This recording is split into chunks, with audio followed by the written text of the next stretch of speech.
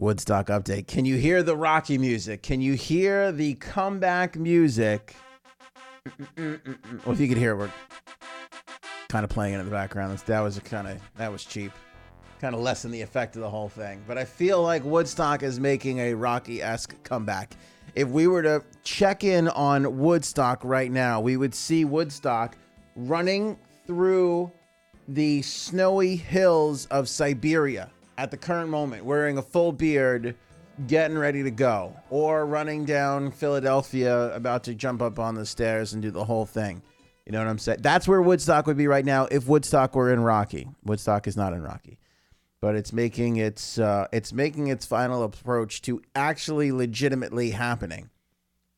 I will say, I've always been kind of rooting for Woodstock, but I have caught a fair amount of abuse on social media, shocker, for giving you updates like this festival is still going to happen when everybody has written it off. But the fact of the matter is this festival still has a good chance of actually happening. Now, the last couple times I've been talking about it, I'm like, oof, you lose Watkins Glen, you lose this and that. It's June 25th. The thing's supposed to go down August 16th. Its chances are lessening and lessening every single day. They're still fighting over $17 million that their investors pulled out, which to me is not a great sign.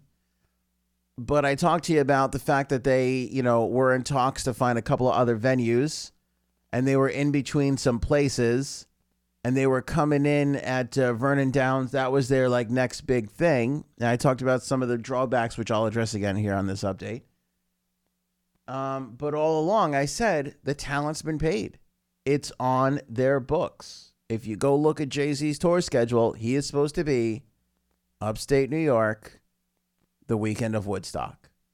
He's been paid in full. Supposed to be there. Got nothing else to do. Can't do anything else. Contractually obligated to keep that free. Been paid. Cashed the check already. Probably bought Beyonce something nice with it. That's what my guess is. I mean, she's got, Lion King coming out. Can You Feel the Love Tonight? Her and Donald Glover duet. Should be big. Probably going to be big on radio. You got to get your wife something nice for that. That's a huge accomplishment. By the way, this is an odd little thing to throw in here.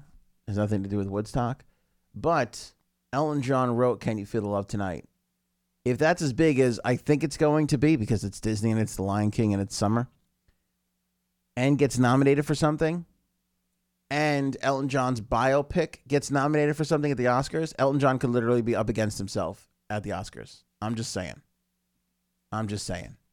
Could be an all Elton Oscars this year. If Can You Feel the Love Tonight goes as big as it did the first time, which was pretty darn huge. Really damn huge. Vernon Downs is upstate New York. It is a racino, sort of one of those racetrack / casino / hotel things. They were one of 6 places that were a possibility. It has now been narrowed down to that is where the festival is going, if the festival is still going to happen. We are under 2 months. This is kind of typical of Woodstock 1, not so much the subsequent ones, but Woodstock 1 was very much like this, where it was kind of a mess and kind of a wreck. But they have applied for permits and everything else at Vernon Downs. They have a plot of land up there in Oneida County, according to Variety. It has hosted a music festival before. They did 2 Fish shows back in 1998, so roughly what, 13 years ago? My math is terrible. No, more than that. 20 years ago. Oh, God. 21 years ago. So every 21 years. Boy, who got annoyed over there at Fish that they didn't follow that up with anything ever again? Or did Fish get annoyed with them? Here's the big 2 huge things that are going against Vernon Downs. And I mentioned this earlier. 1, there are no campgrounds on site. There's a hotel on site, but not big enough to hold the amount of people that they could put in this thing. And 2, the amount of people they can put in this thing is an issue, because that comes in around 45 to 50,000, depending on how they plot out the land. So that is not good. This thing was originally slated for 100,000 or 150,000 in the beginning. Then it got knocked down to 100. Then it got knocked down to 75,000. over when it was at Watkins Glen, which we know can hold like 3 or 4 times, a lot more than that. They can put over there at Watkins Glen. But for whatever reason, they kept that number to around 150,000 as that was their highest that they were assuming to go. But now they're looking at $45,000 to $50,000. So if you're one of the people, the silent majority, I believe, that's rooting for this thing, because there's not a lot of, positive people on that Twitter there, or in the comments section. But if you're one of the people that is silently rooting for this thing, the bad news is that your cost is probably going to go way up through the roof, because, when you're sitting there at 100,000 people or 150,000 people or whatever, even at 75,000 people, the cost of a ticket was probably going to be on par with every other music festival. $299, $395, whatever. It was going to be in that $300 to $400 range, which is perfectly acceptable for any that's standard music festival weekend pass cost right there. That's it. If you can only fit in 45,000 people, that really changes things up, because we estimate the cost of the talent that's on Woodstock at around $30 million, whether that's fair or not. That's where we're putting the cost for this thing. And if you divide that by straight up 45,000, or let's say 50,000 to give it the benefit of the doubt, your average ticket price is going to be around $600. Now, it could be lower than that. It could be like maybe $500, because you got to consider too that you shave off a few thousand for VIP tickets with certain amenities, and you can charge $1,000 to $1,500 a ticket for that versus your average ticket price. So there's definitely going to be some of those upgrades, and I'm sure there'll be different levels of that kind of thing. Usually that's involved with glamping or whatever. That won't be the case because there's no camping grounds here, but whatever, you're going to figure higher VIP costs. So that might bring down the average ticket cost, but it's not going to bring it down considerably more than $100, $150 maybe. So this is still at 50,000 capacity, 45,000 capacity, going to be slightly overpriced over your average local festival ticket. The only way that they can keep this down is if they have a lot of other revenue sources coming in. And the other news to go along with Vernon Downs being the new location for Woodstock is Jason Feltz is in talks with them. He has been brought on as a consultant to determine the event's feasibility. He's doing some due diligence. He'll be figuring out operational and financial costs, doing an assessment there. According to Billboard, Jason Feltz being brought on now as a consultant. He is the CEO of Virgin Produced. They do festivals all over the place. Kaboo in California is one of their big ones. So Jason certainly knows what he's doing, more so than anybody who works for the Woodstock people now. So there's your producer. There's your venue.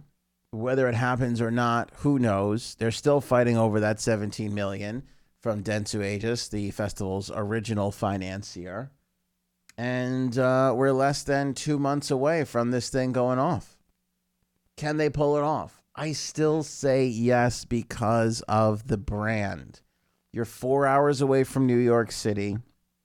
I don't know what the hotel situation is outside of the hotel that is there at Vernon Downs. I would assume, as with most racetrack / casino places, there's a good amount of semi-decent hotels all around the area. I can't say that for certain, but I know there's probably a good amount of hotels within the hour, which a lot of people will do. They'll book hotels within the hour if they can't do camping. But camping is going to hurt you, because camping is always a big deal when it comes to festivals. Every single festival makes sure to make camping, a priority, because a lot of people love to do it. So if they do camping, they're going to have to bus people in from other locations, which is a logistic thing to figure out. Now, Vernon Downs is near the Utica Rome Speedway. So there is a bunch of other attractions. They do, it's a racetrack up there. So there is a bunch of other attractions. It's in the city of Vernon. So there's some hotels there. There's another casino not too far away, Turning Stone. I think that one's pretty big. It is really big. All right, so there's a couple of hotels all in and around the area, so it doesn't look like it's impossible. And again, just based off of brand, Jay-Z, Miley Cyrus, Dead and Company. I put a meme out for Morning Show Meme Monday yesterday. The whole meme was, it's the boyfriend looking at the other girl walking by, and the girlfriend he's holding hands with. Her caption was, Citi Field was great, can't wait for next year. The boyfriend's looking at the other girl, and the other girl's like, we're going to drive to Virginia. You know how many people wrote in the comments or wrote me, to tell me like how funny that was because they're driving to Virginia?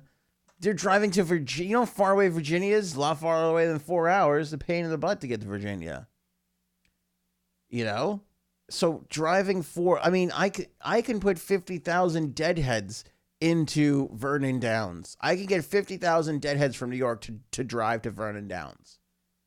The thing is going to be an immediate sellout whenever they get tickets on sale. And even at $600, I still think it's going to go like that. So is it possible? I'm still in the yeah camp. Absolutely. If they can get their act together, even at 50,000, even at a higher ticket cost, still incredibly possible to do this. Jay-Z, Dead and Company, The Killers, Miley Cyrus, Chance the Rapper, Sturgill Simpson. On just those big names alone. And then you keep going down the list. They got Imagine Dragons, Brandy Carlisle, Cage the Elephant, the Lumineers, the Raconteurs, Daniel Rateliff, Robert Plant. It's just they can still do it, I think.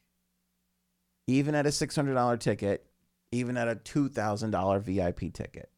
They can still absolutely do it.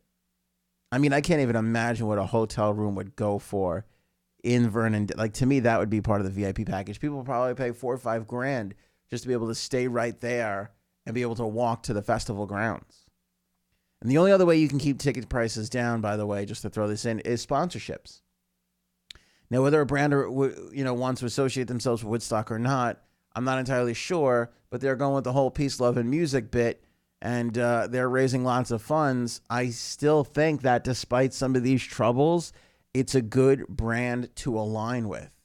And I think we'll see a lot of brands come out of the woodworks and want to plunk their money down.